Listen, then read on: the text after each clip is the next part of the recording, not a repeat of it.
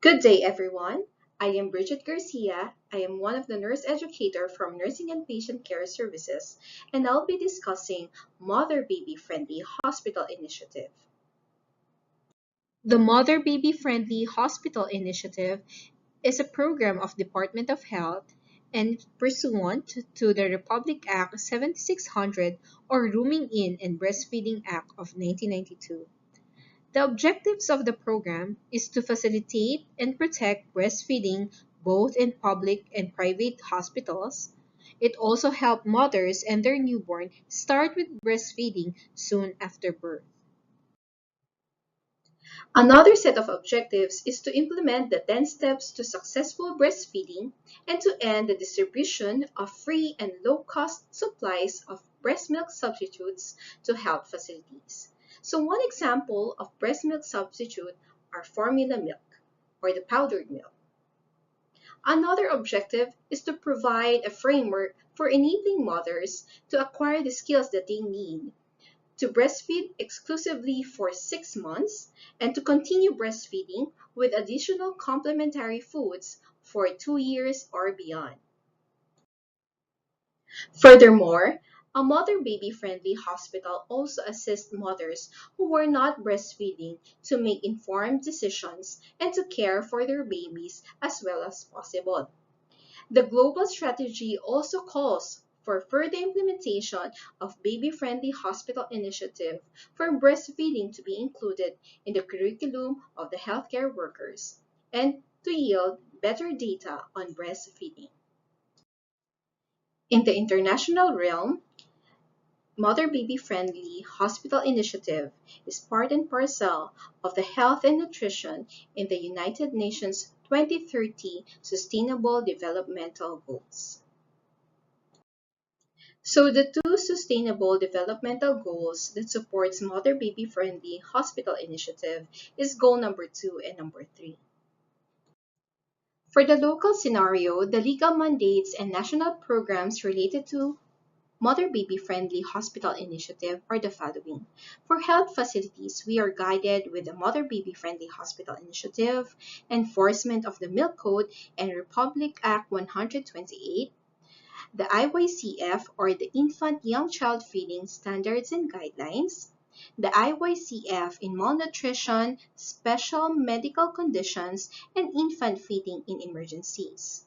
As for the family and community, they are also guided with the peer counseling, support groups in barangays, enforcement of the Milk Code and Republic Act 128, IYCF in malnutrition, special medical condition, and infant feeding in emergency. So now we can also observe that there is no distribution of milk formulas in the community, especially during this pandemic. Also, what is important is to know in our working places, there must be an enforcement of RA 128 or the provision of the lactation rooms and breastfeeding breaks for their employees, and at the same time, the enforcement of Milk Code and the maternity leave. As part of the Mother-Baby Friendly Hospital Initiative, we must be familiarized with this joint WHO-UNICEF statement of 1989, the 10 steps to successful breastfeeding. So every facility providing maternity services and care for newborn should first have a written breastfeeding policy that is routinely communicated to all healthcare staff. 2. Train all healthcare staff in skills necessary to implement this policy. So we have the 20-hour and 40-hour lactation training for all staff catering for mother and child. Number 3, inform all pregnant women about the benefits and management of breastfeeding. This is being done during their prenatal visits in the private clinics of the doctors or during pregnancy and beyond. Number 4, help mothers initiate breastfeeding within a half hour of life. Number 5, show mothers how to breastfeed and how to maintain lactation even if they should be separated from their infants. So we give education on the bedside, not just the nurses, but also the physicians involved with the care of the mother and the newborn.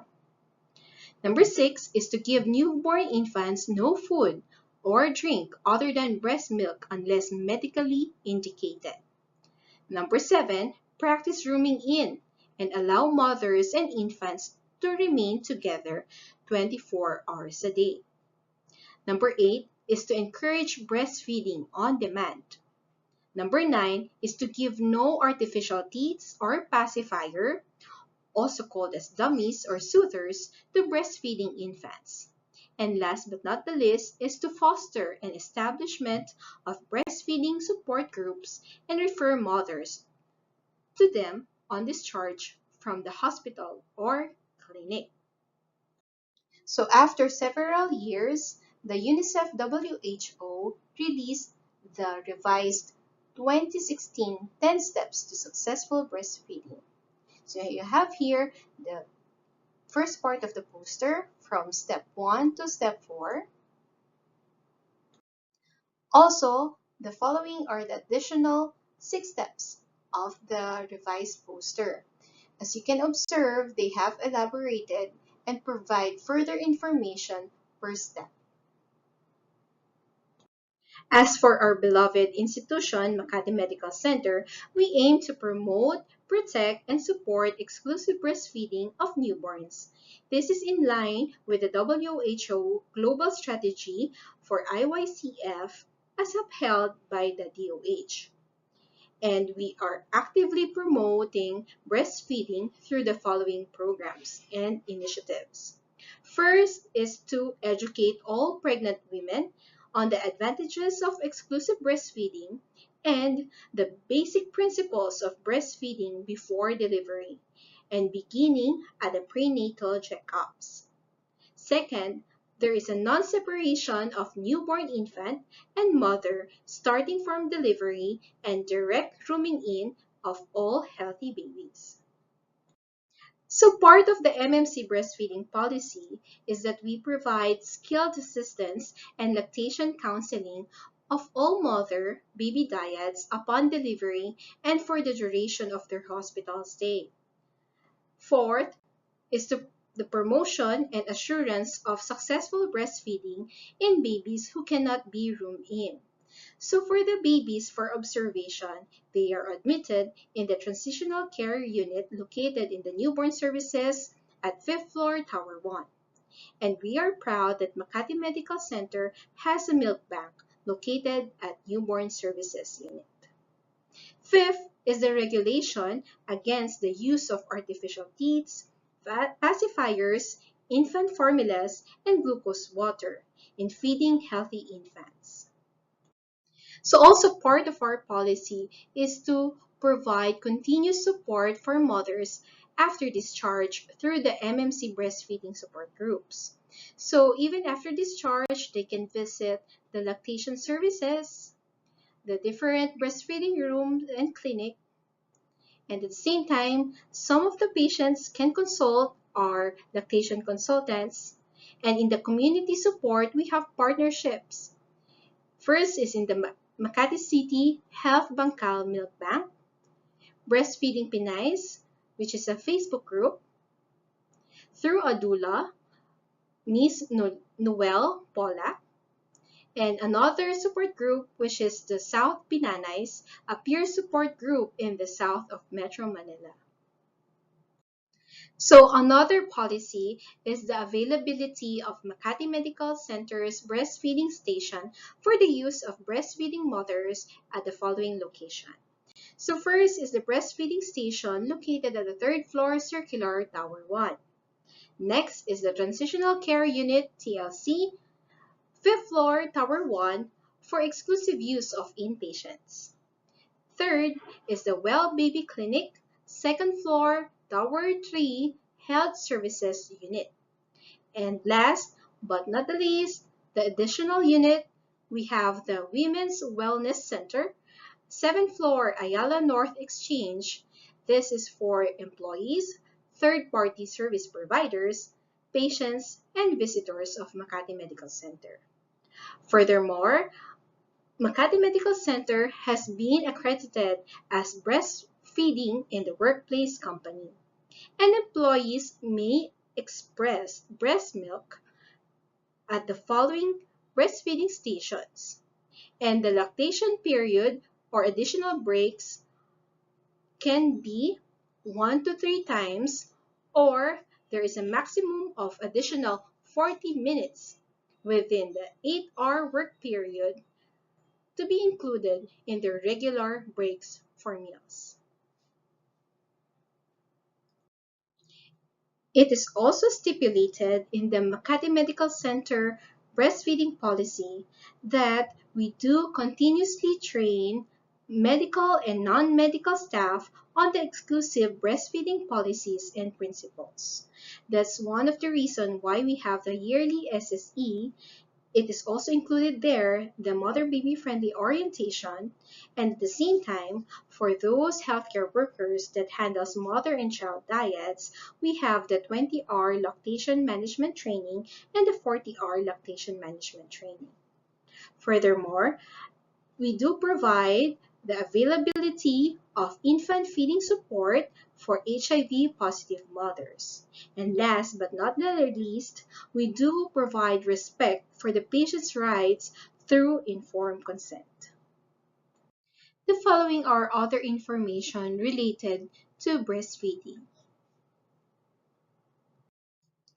To answer the need for early breastfeeding, we have these 4 core steps, or the Essential Intrapartum Newborn Care, or EINC, or in Filipino, we call it Unang Yakap. Unang Yakap is encouraging breastfeeding from the start. It is a simple, cost-effective newborn care intervention that can improve neonatal as well as maternal care. It is an evidence-based intervention that emphasizes a core sequence of action performed in a step-by-step manner.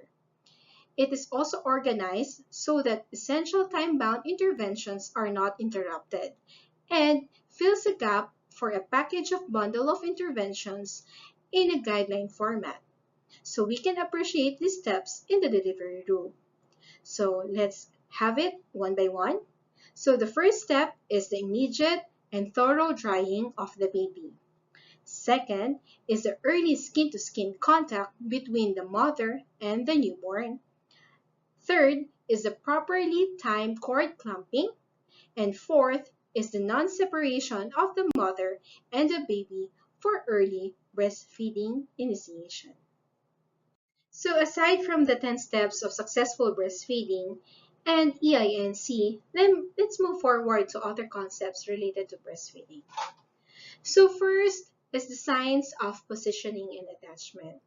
So for the general considerations, first is the mother looks healthy overall.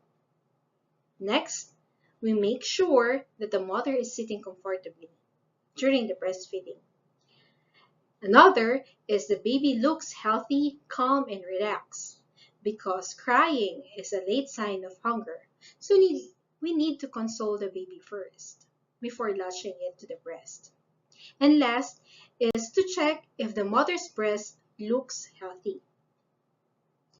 Another set of concepts are the signs of good attachment of baby on mother's breast.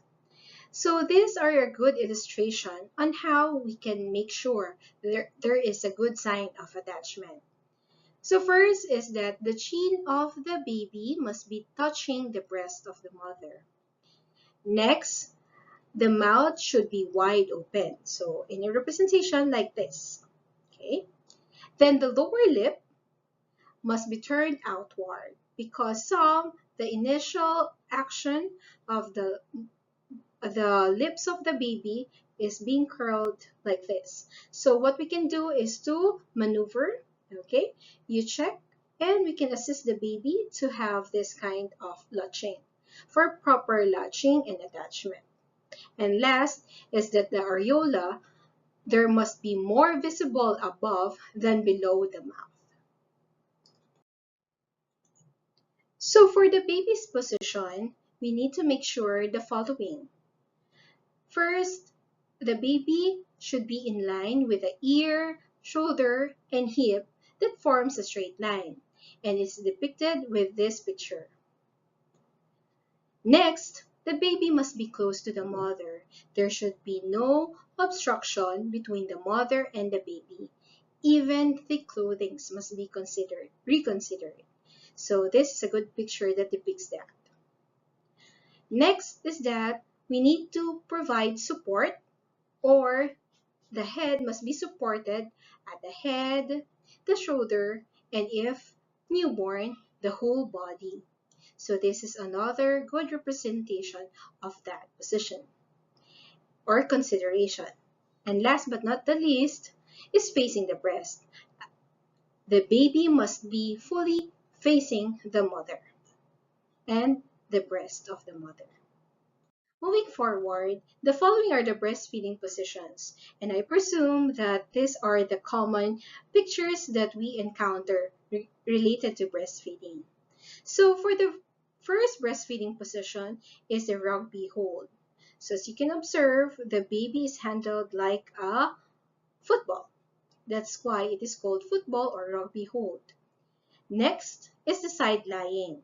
So this is usually indicated for post-CS mothers, not to add pressure in the abdominal area, and at times it is also indicated or good for bigger babies as well. Next, we have the cross cradle hold. So this is another hold that you can also observe, and at the same time, as you can see here, there is a free hand for the mother to do other things. Another, or the most common hold, is the cradle hold, which is depicted in this last picture.